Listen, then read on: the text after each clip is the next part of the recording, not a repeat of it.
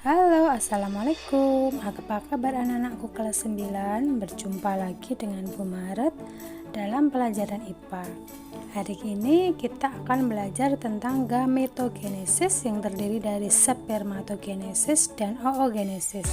Dan kita juga akan belajar tentang siklus menstruasi. Gametogenesis atau pembentukan gamet dibagi menjadi dua. Yang pertama yaitu spermatogenesis. Spermatogenesis adalah proses pembentukan sperma yang terjadi di tubulus seminiferus. Tubulus seminiferus adalah saluran panjang yang berkelok-kelok tempat pembentukan sperma. Kumpulan tubulus ini membentuk testis. Untuk tahap-tahap spermatogenesis, yang pertama yaitu sel induk sperma atau spermatogonium yang bersifat diploid atau 2N mengalami pembelahan secara mitosis membentuk spermatosit primer. Yang kedua, spermatosit primer mengalami pembelahan meiosis 1 membentuk dua spermatosit sekunder yang bersifat haploid atau N. Yang ketiga, spermatosit sekunder kemudian mengalami pembelahan meiosis 2 membentuk spermatid yang bersifat haploid atau N. Yang keempat, spermatid mengalami diferensiasi atau perkembangan sehingga terbentuk 4 sel sperma yang matang. Agar kamu dapat dengan mudah memahami peristiwa spermatogenesis, perhatikan gambar berikut ini.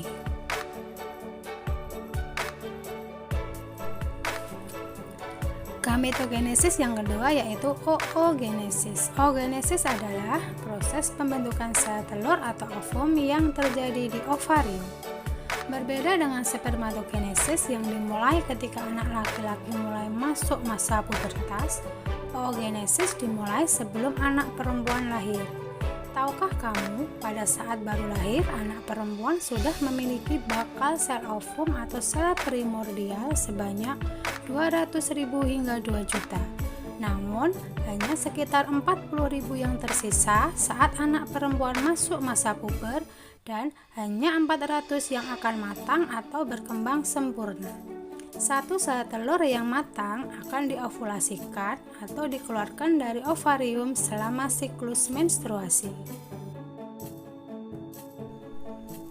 Berikutnya tahap-tahap oogenesis. Yang pertama, oogenium mengalami pembelahan mitosis membentuk oosit primer yang bersifat diploid atau 2N. Yang kedua, oosit primer mengalami pembelahan meiosis 1 membentuk satu oosit sekunder dan satu polosit. Yang ketiga, polosit membelah secara meiosis 2 menghasilkan dua polosit. Sedangkan oosit sekunder membelah secara meiosis 2 membentuk satu ootit dan satu polosit. Yang keempat, ootit kemudian mengalami diferensiasi membentuk ovum yang haploid dan 3 polosit yang haploid juga. Namun yang dapat berfungsi hanya satu sel telur atau ovum. Agar kamu dapat dengan mudah memahami peristiwa oogenesis, perhatikan gambar berikut ini.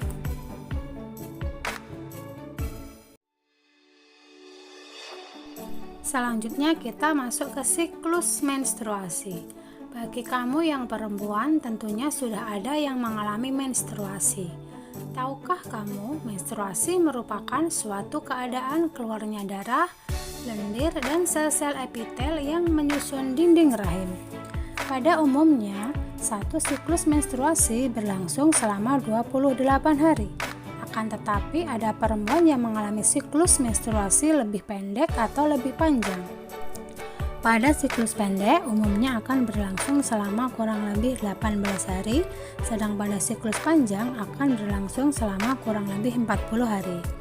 Tahukah kamu bahwa siklus menstruasi dapat dibagi menjadi beberapa fase? Agar kamu dapat memahaminya, mari kita pelajari setiap fase-fasenya.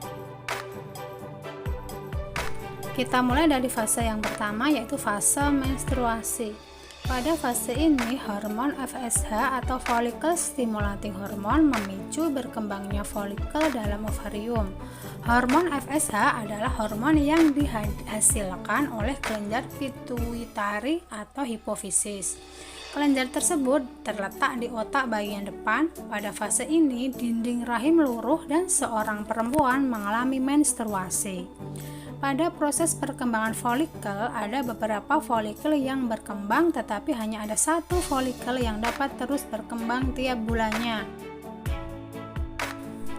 Fase yang kedua yaitu fase proliferasi.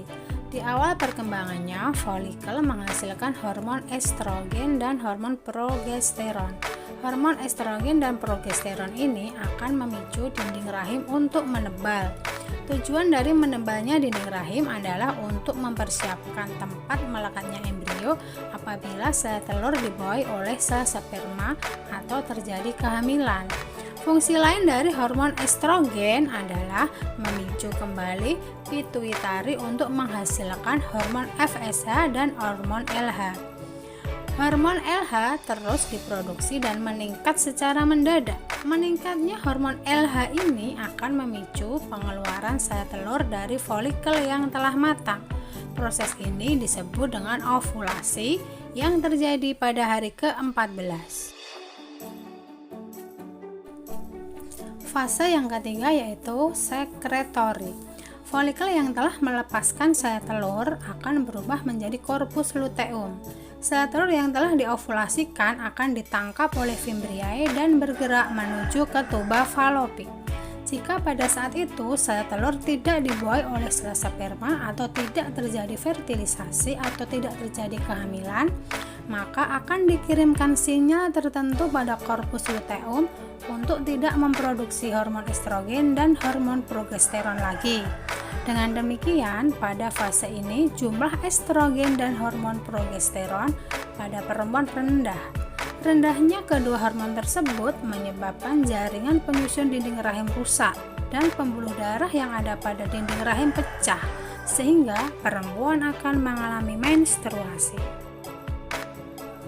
Hormon yang berperan selama siklus menstruasi ada 4. Yang pertama ada FSH, ada LH, ada estrogen dan progesteron.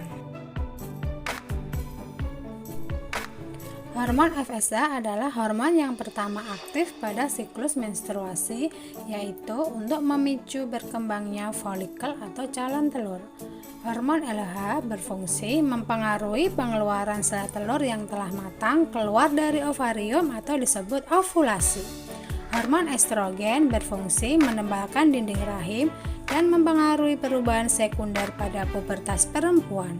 Hormon progesteron berfungsi mempertahankan ketebalan dinding rahim untuk melekatnya embrio dan menjaga kehamilan.